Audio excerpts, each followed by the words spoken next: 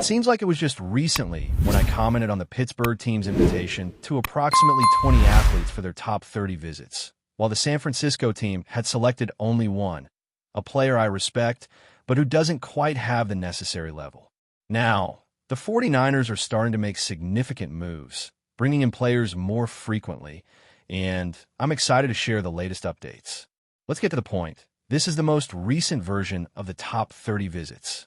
In fact, there's one name that doesn't appear on the list, and by the time this recording reaches you, there might even be another name added, to be honest. But of course, you'll notice the inclusion of Mike Williams and Omar Normanlot, who were added today, along with Kelvin Banks, Miles Frazier, TJ Sanders, Landon Jackson, Jalen Coners, Mike Green, and Harold Fannin Jr., depending on the source and where you're checking this data. This list might vary in some way. However, that's not the most important part, as we'll focus on the key names of the day, which I'm excited to discuss, starting with Omar Normanlot, who played at Arizona State University from 2020 to 2022 before transferring to Tennessee. His coach at that time was Herm Edwards, a good friend of John Lynch, who has previously recommended players to the 49ers, most notably Brandon Ayuk. So, what can we evaluate about Omar Normanlot's visit? He has the highest success rate against pressure among defensive tackles in the 2025 draft class, with a win rate of 18.9%. Normanlot weighs only 291 pounds, but shows exceptional explosion off the line, with a vertical leap of 30.5 inches. What do you think about Omar Normanlot? This information came out before we talk about the other two players I'll mention shortly, but just about 45 minutes to an hour before the other updates started arriving, and it's clear that the 49ers are really making moves now, bringing athletes to the team. All the players who are in focus are arriving at this moment. According to reports, Tennessee defensive tackle Omar Normanlot had 930 visits, including one with the 49ers. Normanlot's playing style is based on speed, which makes him a good fit for the coaching staff and many of the system's requirements. Of course, we're comfortable with that, right? That's Omar Normanlot. We'll get back to discussing what scouts are saying about some of these athletes, but I want to quickly go through the rest, as I realize if I take too long talking about Normanlot, you might miss some important information later if you don't watch the video until the end, so I'll move on.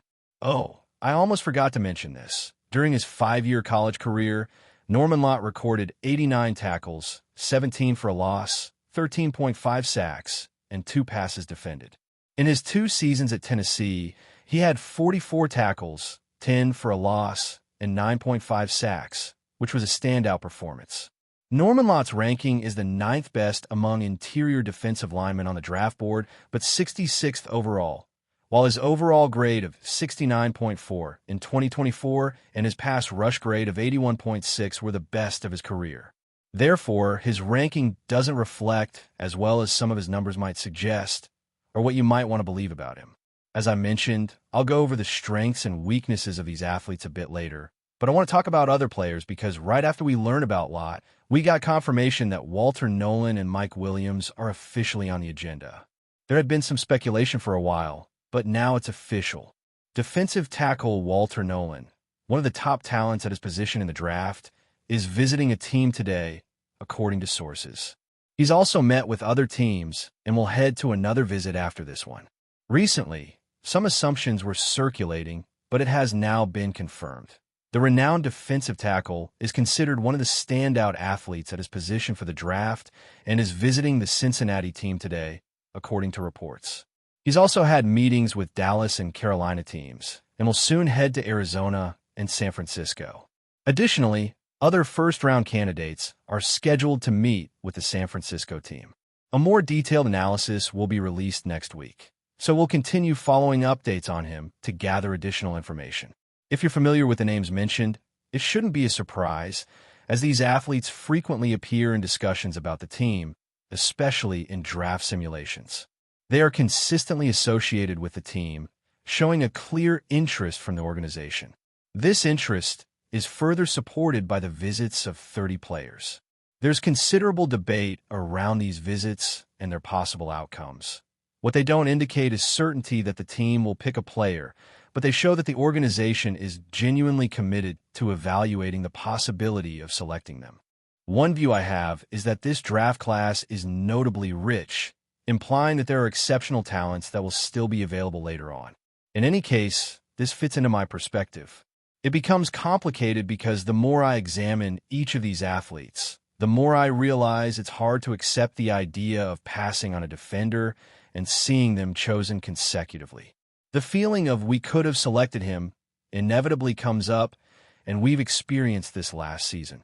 While this is a common phenomenon during selections, it feels especially pertinent now, considering our specific needs, especially after the recent departure of a key player. It's crucial that we target a player for the defensive line, whether it's a pass rusher or a defensive tackle. The athletes we're evaluating at the moment are truly impressive. Speaking of notable athletes, as we approach the selection in just over 2 weeks, I'd like to highlight a few characteristics of some of these players without making the analysis too long. First, let's consider Omar Normanlot. His selection profile suggests he has an exceptional ability to explode off the line, breaking through block schemes with his penetration. His hands are strong, allowing him to engage and disengage effectively, showing remarkable short-distance athleticism and a good ability to make tackles. The way he uses his quick, agile hands during plays is impressive. Now, shifting focus to Walter Nolan.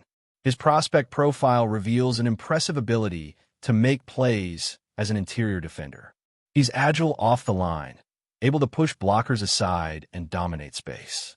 He can handle double teams or move around blockers to penetrate the backfield, demonstrating exceptional body control that helps him maintain balance and make impactful plays. His ability to generate pressure in the pocket represents significant value as a player who participates in every play. Finally, we have Michael Williams, who demonstrates remarkable explosion when he leaves his position and engages with blocks. His game against the blocker and moving toward the backfield shows exceptional body control to regain balance and make the play. His ability to pressure the pocket adds substantial value in various situations. Following this line of thinking, Michael Williams is another athlete who deserves recognition. He explodes off his position and enters blocks with impressive force, showing both reach and speed to sack and chase, as well as closing the backside. His ability to quickly cover ground during the chase is notable, with over 30% of his career tackles resulting in losses. He has a good burst to attack the strong side of the rush, and uses quick steps and a strike move to infiltrate the pocket effectively. His long arms are always active, contributing to forced sacks and passes defended. These are just a few examples of the athletes currently being evaluated, highlighting that this is a promising direction for the team. There has been recent focus on just 2 tight ends, which has created some confusion about the team's strategy. However, I still see value in this approach. What I wouldn't like to see is the team selecting one of these tight ends at a high position or trading up to acquire them later in the first round. Neither of these options is appealing. I prefer one of the tight ends to join the team, but not at that cost. The team should prioritize players with the characteristics I've mentioned regarding these 3 athletes. These are just 3 names I'm highlighting. I'm not suggesting a specific choice for the first round. However, it's vital to find a player who stands out. If it's not one of those mentioned, the focus should be entirely on the defensive line to secure a player capable of changing the game and disrupting plays, similar to a notable player from the past. As I was driving home, I listened to a podcast that sparked my thoughts on this. The truth is, there is exceptional talent available, and the team is organizing visits for these players, which gives us insight into their selection strategy and highlights individuals who are standing out. While this doesn't guarantee anything, it does indicate a genuine interest and a desire for a deeper evaluation. There is a wealth of skill available, and the organization is bringing in candidates for visits to the top 30, offering a glimpse into their draft plans and showcasing players who have piqued their interest. While this does not guarantee any outcomes, it does reflect their desire to closely examine certain individuals. It would be intriguing to gather perspectives on who might be the right choice with that 11th selection, or who could be considered if there is an opportunity to trade back in the first round. Ideally, a notable move would occur at the 11th position. The thought of parting with it is difficult to entertain, even though substantial benefits could arise from such a choice. It would be hard to overlook this level of talent and choose to pass on it. There is anticipation for insights on the subject and wishing everyone a pleasant evening. But before we dive in, don't forget to subscribe to 49ers Zone and hit the like button on this video. Your support helps us keep bringing you the latest updates on the San Francisco 49ers. And don't forget to share your thoughts on the news in the comments below. Whispers are growing louder in the NFL community. The San Francisco 49ers are reportedly exploring the possibility of bringing retired defensive titan Aaron Donald out of retirement. The mere idea of Donald donning the red and gold has sparked a wave of excitement and speculation across the league. Despite hanging up his cleats in March 2024, the former Los Angeles Rams legend may not be done terrorizing quarterbacks just yet. Aaron Donald's career is the stuff of legend. Over 10 electrifying seasons, he redefined what it meant to be a defensive tackle. From his record 3 Defensive Player of the Year awards to being a 10-time Pro Bowler and 8-time first-team All-Pro, Donald's dominance was unmatched. His relentless energy and surgical precision on the line of scrimmage made him the nightmare of every offensive coordinator. His role in the Rams' Super Bowl 56 victory remains a career highlight and a clear reminder of what he still could bring to a contender. Sources close to the 49ers front office suggest that conversations have already begun behind closed doors, with team executives gauging Donald's interest in returning for one more run. This time, in pursuit of another ring with a different California powerhouse. With the Niners boasting a fearsome defense of their own, the addition of Donald would not only elevate their pass rush, but also send shockwaves throughout the NFC. Of course, any potential return hinges on Donald himself. In a candid interview last July, he emphasized feeling fulfilled and lacking the passion for continued training.